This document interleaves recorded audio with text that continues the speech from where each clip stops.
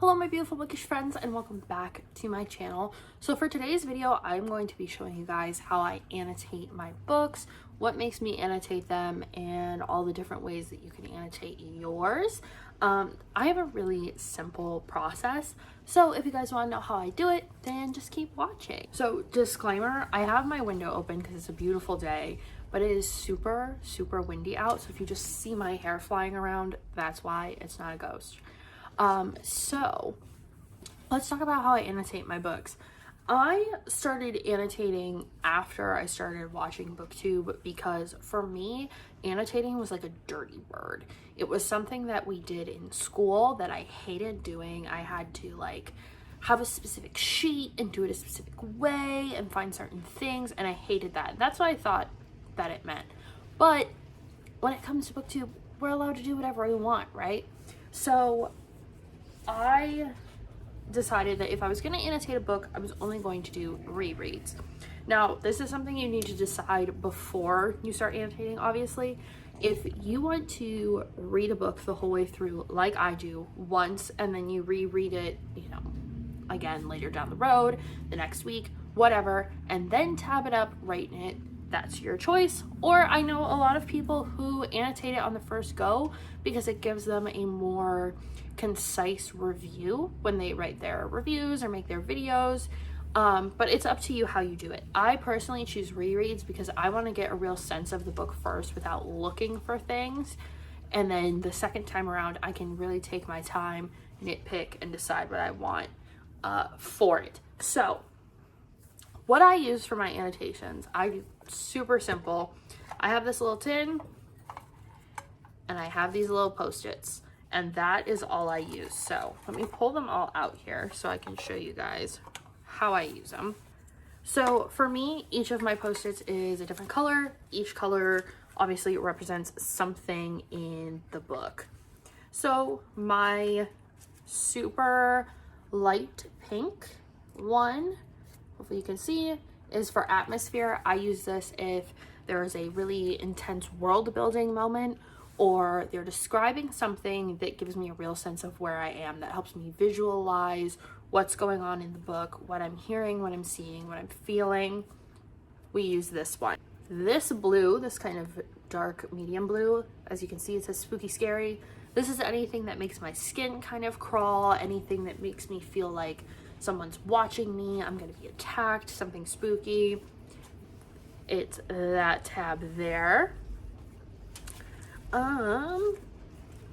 This one is kind of more of a teal color. It's probably hard to differentiate on camera, but this is sad or upsetting. So if there's something that makes me feel very, just usually it's like someone talking about their dead parent or something very emotional, that breakup scenes, whatever, sad and upsetting. Green, which you will see a lot in some of these books, is a character is being very frustrating to me. I think they're being stupid. I want to smack them. That's what this one's for. Dark yellow is for like shocking spice scenes, or like something that just made me feel like, ooh, like something that caught my attention mostly. And usually this is for plot twists. It just kind of depends on the genre of book what this color means. So that's why I have them all written on there. Purple, which is a quote I love, so some form of dialogue that I'm really into, and that usually is this color too, this kind of light purple. Any purple is all quotation and dialogue.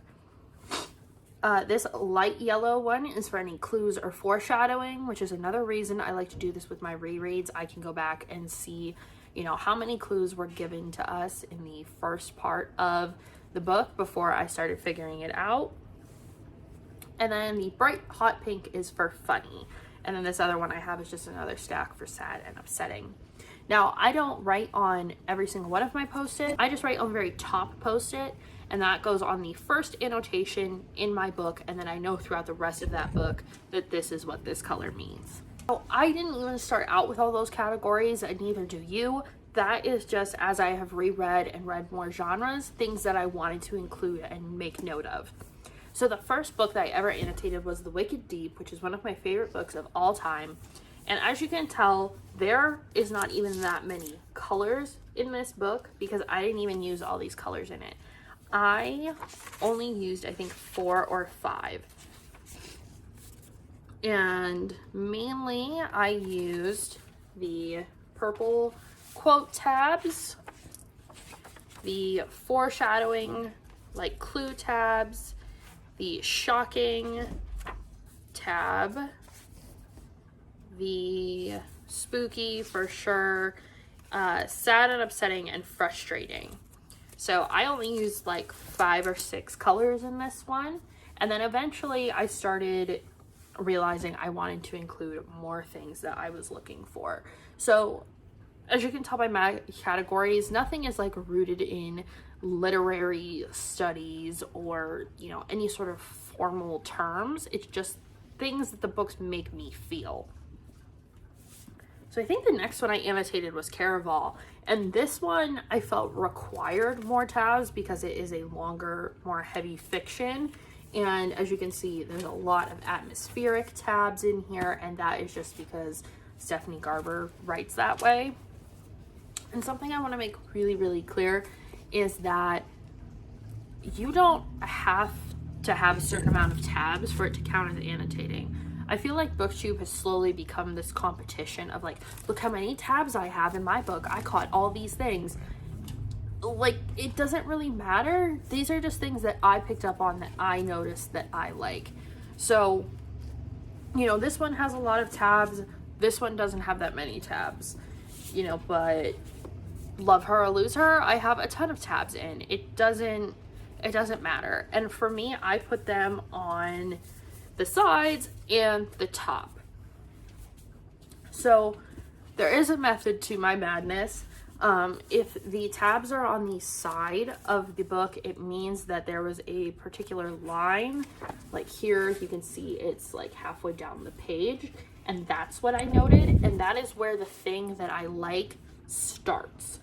And then I just read through, and eventually it stops, but I don't mark the stop of what I'm annotating, if that makes sense. Like, this is the starting point of the writing that I liked, and it probably ended like by the end of this paragraph or even that sentence. I don't mark my stopping points, which might be why I have a lot less tabs than some people too. But yeah, so the sides means it's in the middle of the paragraph. The top means that it started at the top of the page, or it's the whole page is what I'm marking. And that's just an easy way for me to differentiate for what I'm looking for. If I'm ever doing a video where I want to go back and talk about a specific quote or specific scene, I can kind of figure it out from my tabs. Now, I don't use highlighters. I don't use pens in my books, mainly because if I ever let someone else borrow them, it's a lot easier for them to just remove the post-it and put it back than seeing my handwriting, you know, taking up all these different spaces on the page. They can know my thoughts and feelings from the little tabs and assume their own judgments on the book rather than, you know, reading my in-depth thoughts. Plus, I don't like stopping to take notes because then it feels like an assignment. Or with the tabs, I can keep reading, pick up a tab and place it and then keep it moving. Some annotating plans I have for the future. I did see Mel Reed's uses big post-its at the end of every chapter and gives like a little summary.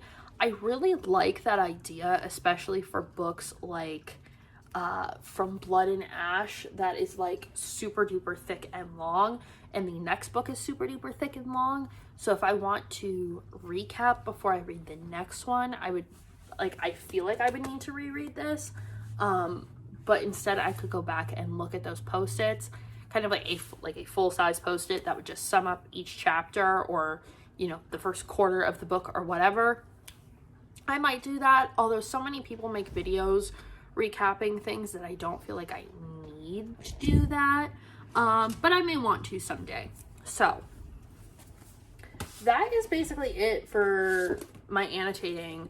The only tips that I have and like recommendations is if you go get these little post-it notes, go buy a lot of them, because once you start, it's like addictive to tab things up and mark them, and you start doing more and more, and obviously like longer books are going to take more of your tabs. Even though this one is shorter than Caraval, I can guarantee there's more tabs in here, because I love this book so much that like every page, almost every page, there's probably a tab or two.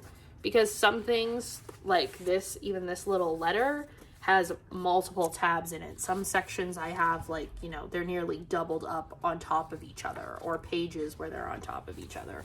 So, you know, there's no rules to this. This is just me telling you what I do as a fun way to get you started if it's something you're interested in. If you don't care to do this, like you're like, no, all my books will stay pure forever and I will never put a sticky note in them, good for you. I appreciate you. I love that. But yeah, if you want to, these would be the sticky notes. They have a little sloth on them that I would use for my chapter recaps if I do them. Don't know. But that is it for today's bookish video. I hope you enjoyed. If you did, let me know down below. Let me know if you've ever annotated a book, you know, under your own free will and not an assignment, and how you annotate your stuff. So that is all for me, and I will see you in the next one.